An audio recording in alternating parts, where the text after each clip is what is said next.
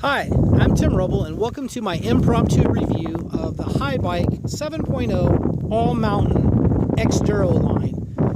It's an electric assist mountain bike, so meaning you have to pedal it to make it work.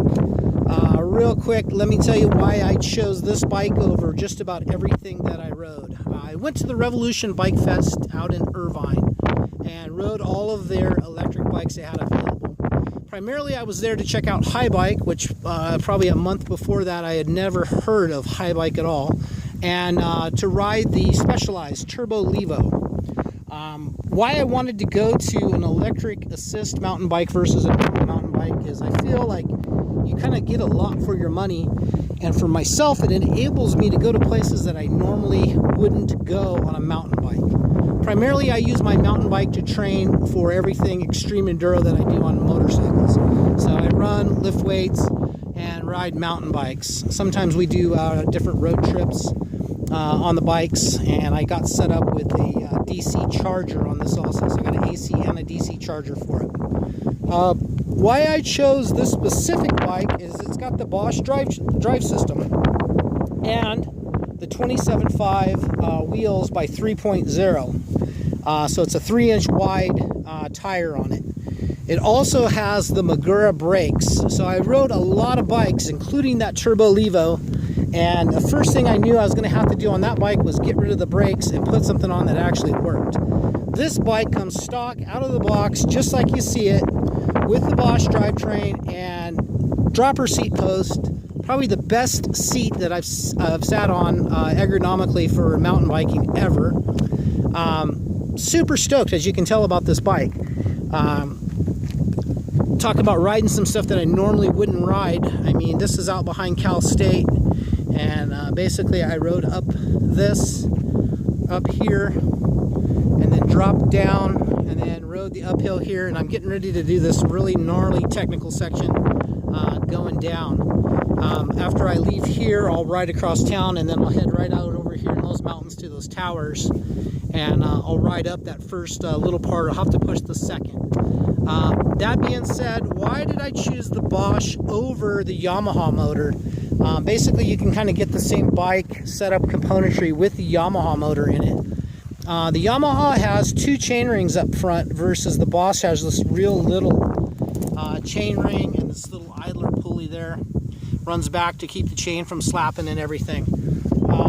I was really impressed with the Yamaha. I thought, hey, this is going to be the one I get. Rode the Yamaha, rode the Bosch, and I think the Bosch is just more integrated for somebody that's already been a mountain biker.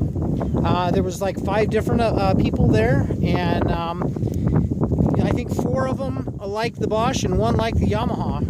Not putting Yamaha down at all, but I just don't think it's as developed and as smooth as the Bosch system. So one of the things I noticed immediately was Bosch I could actually ride a wheelie with, and for me that was a seller since I like to wheelie. That's, you know, it just made it smooth, the transition. The Yamaha was jerky. I couldn't predict when it was going to come on and go off. So they have a little bit more development, in my opinion, to do on the Yamaha to get it as smooth as the Bosch. Another thing I noticed is when I stop at a stoplight or something that I'm going to stand up and you know, balance, just keep both feet on the pedals but not moving anywhere. I could not do that with the Yamaha because I couldn't predict when it was going to put power down and not. I almost slipped out a couple times trying to do that with the Yamaha. I will say this about the Yamaha drivetrain is I was able to ride it up a 2-stair set easier than I could the Bosch. It has more torque to it.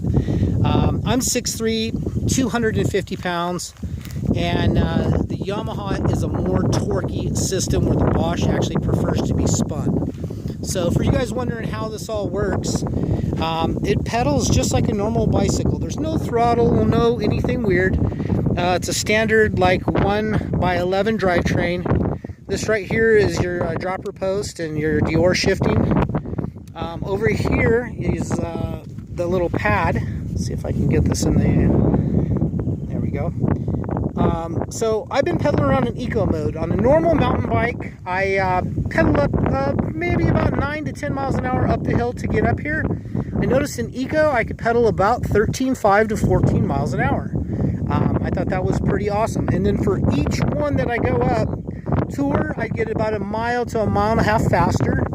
Then Sport would be about a mile and a half, 2 miles an hour faster than that. And then Turbo, of course, I was able to pedal at the full 20 miles an hour going up a slight uphill. I use Turbo on some of these sections here, but normally on the streets, I tend to stay in Eco. That's all there is to it. You got a front brake, a rear brake, a shifter, and a dropper seat post. Other than that, it's just like a normal bike. Battery life on this is a 500 amp hour battery. I did a 14.7 mile ride the other day up, same thing up here, up in the hills. And I was able to only use 2 bars, and then about a mile and a half, 2 miles from the house, I actually turned it off altogether because I wanted to see how hard is this thing if I had to pedal it home. I'm out of battery. I've done my 20-mile loop on Turbo or my 100-mile loop on Eco, and I got to pedal it the last 5 miles. Can I do it? Yeah, the thing pedals. I was still able to pedal the thing on the slight downhill where I normally go about 22 miles an hour on my regular mountain bike. I was riding this 19.5 to 20 miles an hour, just spinning just fine home. Now, this bike comes with a 27.5 tires on it.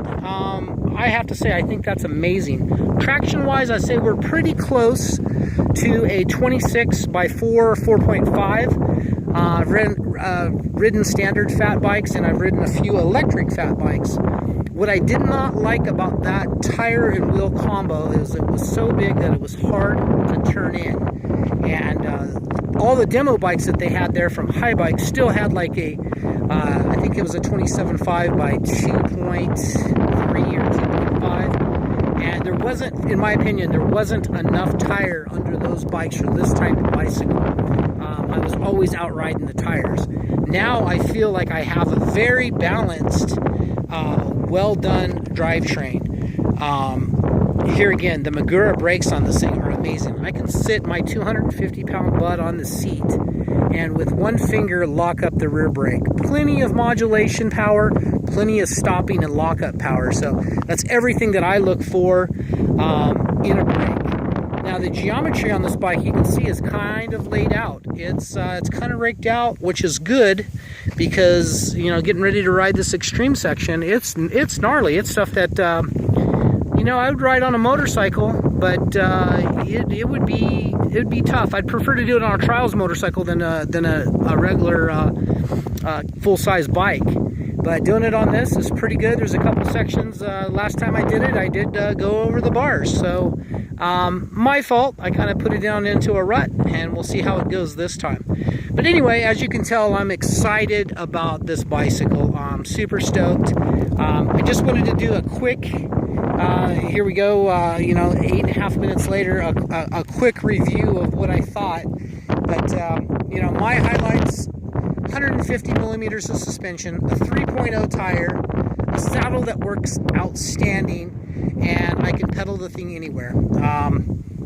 Excellent. I did, one of the modifications I did do to it was I had them converted over to a tubeless system, put the goop in it. They come tubeless ready. They charged me like $25 a tire. I don't think that was a great deal or anything, but who cares? It was well worth it. I did add aftermarket pedals. The pedals that come on it were just fine, but they were not a chromoly spindle. And at 250 pounds, I know that chains and spindles of pedals don't really like that kind of weight. So I did find some pedals with a chromoly spindle and added that. Don't know if it was necessary, but it's a nice peace of mind to keep from falling out. So anyway, thank you for watching this review. I appreciate your remarks and comments. Thumbs up and likes. If you'd like to hear more of this type of stuff, I'm doing more outdoor gear reviews as well as the stuff in the shop.